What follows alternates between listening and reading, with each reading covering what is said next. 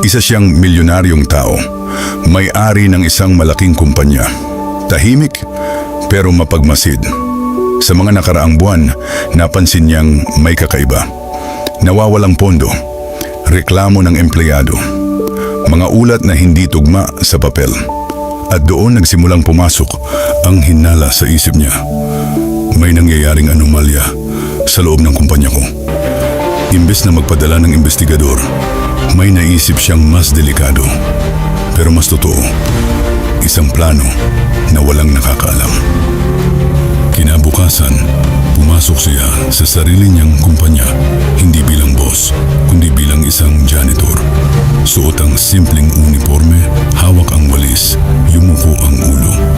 Habang naglilinis siya sa hallway, may narinig siyang usapan sa likuran niya.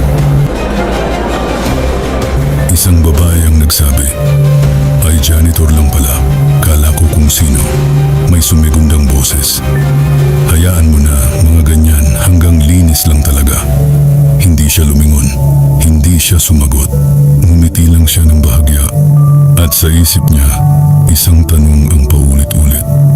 Ganito ba talaga ang nangyayari dito kapag wala ako? Dito palang nagsisimula ang lahat.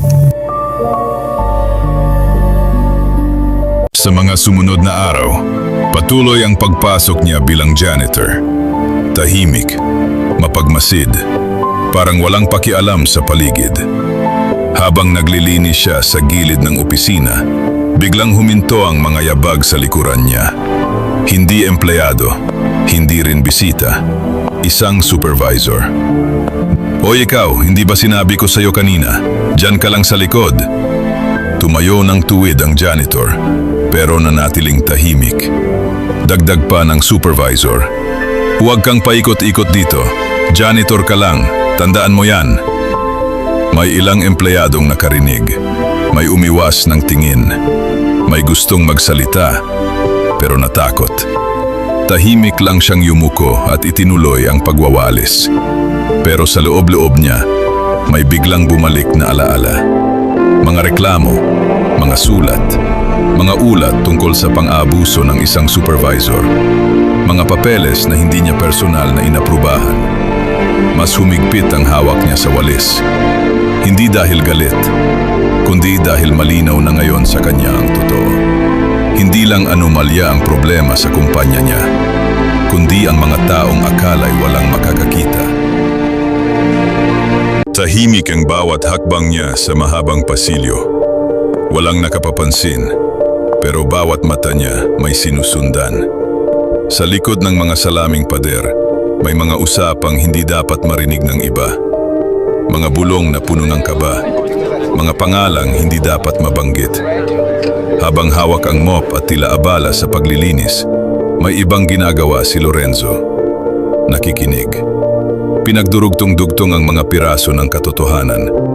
May nawawalang pondo, may mga dokumentong hindi tugma, at may mga taong tila kampante dahil akala nila'y walang nakakakita.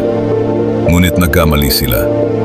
Sa likod ng simpleng uniforme ng isang janitor, may isip na mas matalas kaysa sa inaakala nila. Hindi siya galit, hindi rin siya nagmamadali. Dahil ang taong may kontrol, hindi kailangang sumigaw. Isang hakbang pa, isang lihim pa ang nabubunyag. At ngayon, alam na niya kung saan magsisimula. Matapos ang insidente sa hallway, mas naging tahimik ang janitor. Mas naging mapagmasid.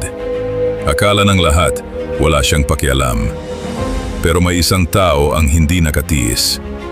Habang naglilinis siya sa storage room, may marahang kumatok sa pinto. Isang lalaking empleyado ang dahan-dahang nagsalita. "Kuya, okay ka lang ba?" Hindi agad sumagot ang janitor, pero tumanggo siya ng bahagya. Nagpatuloy ang lalaki. "Pasensya na po sa nangyari kanina. Ganyan talaga si Sir. Marami na siyang pinaiyak dito." Huminto sa paggalaw ang janitor. Mahinang dagdag pa ng empleyado. "May mga tinanggal na walang dahilan. Tapos sasabihin, galing daw sa taas ang utos."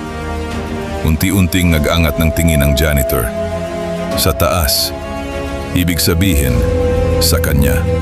Pero hindi niya kailanmang ibinigay ang utos na yon. Sa unang pagkakataon, may lumapit sa kanya hindi para manghamak, kundi para magsabi ng totoo. At doon niya napagtanto. Hindi lahat sa loob ng kumpanya niya ay bulag.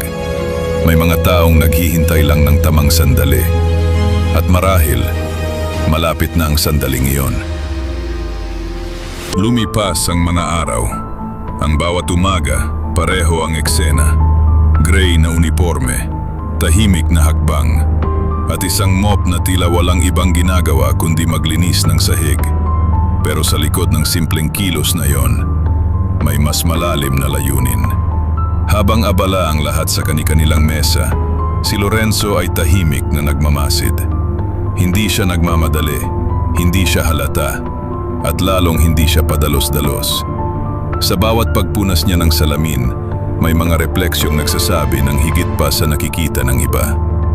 Sa bawat bulong sa loob ng conference room, may mga pangalang paulit-ulit niyang naririnig.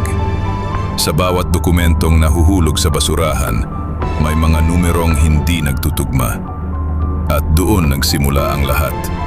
Linggo ang lumipas. Ang simpleng janitor, unti-unting naging anino sa loob ng sariling kumpanya. May mga gabing siya na lang ang natitirang tao sa opisina. Tahimik, madilim, tanging ilaw ng hallway ang nagbibigay liwanag. At sa mga gabing iyon, hindi lang sahig ang kanyang nililinis. May mga folder siyang tahimik na sinusuri. May mga papeles siyang kinagahambing. May mga detalye siyang kinokonekta. Isang numero, isang pirma, isang maling petsa. Maliit na bagay sa paningin ng iba. Pero sa mata ng isang taong marunong magmasid, ito'y simula ng pagbagsak ng isang kasinungalingan. Lumipas pa ang mga buwan, ang mga taong kampante, lalo pang naging kampante. Mas lumakas ang kanilang loob, mas naging maingay ang kanilang mga bulong. Dahil para sa kanila, walang nakakakita. Pero nagkamali sila. Dahil habang tumatagal, mas lalong luminaw ang larawan. May nawawalang pondo. May mga proyektong pinundohan pero hindi natapos. May mga perang napunta sa mga pangalang hindi dapat naroon. At bawat ebidensya, isa-isang napunta sa kanyang mga kamay. Tahimik, maingat, sigurado. Isang gabi, habang nakatayo siya sa harap ng malaking salaming pader, natanaw niya ang sariling refleksyon. Isang janitor, isang simpleng empleyado. Ngunit sa likod ng unipormeng yon, nakatago ang tunay na may-ari. At ngayon, hindi na ito hinala, hindi na ito kutob. May sapat na siyang ebidensya, mga dokumentong hindi kayang itanggi, mga transaksyong may malinaw na bakas, mga pangalang hindi na makakatakas. Hindi siya ngumiti, hindi siya nagdiwang, dahil alam niyang ang susunod na hakbang ay hindi na tahimik. Ang tahimik na investigasyon ay matatapos na, at ang mga taong sanay mang-alipusta, mang-maliit, at mang-abuso sa kapangyarihan, malapit nang makaharap ang katotohanan. Sa mahabang hallway na minsan niyang nilakaran bilang isang anino, na yon ay mas mabigat ang bawat hakbang. Hindi dahil sa takot, kundi dahil sa desisyon. Isang desisyong kayang magpabago ng lahat. At sa unang pagkakataon sa loob ng maraming buwan, hindi na siya nagtatago. Dahil kapag handa na ang ebidensya, ang katotohanan na mismo ang magsasalita. At kapag nagsalita ang katotohanan, walang makakapigil dito.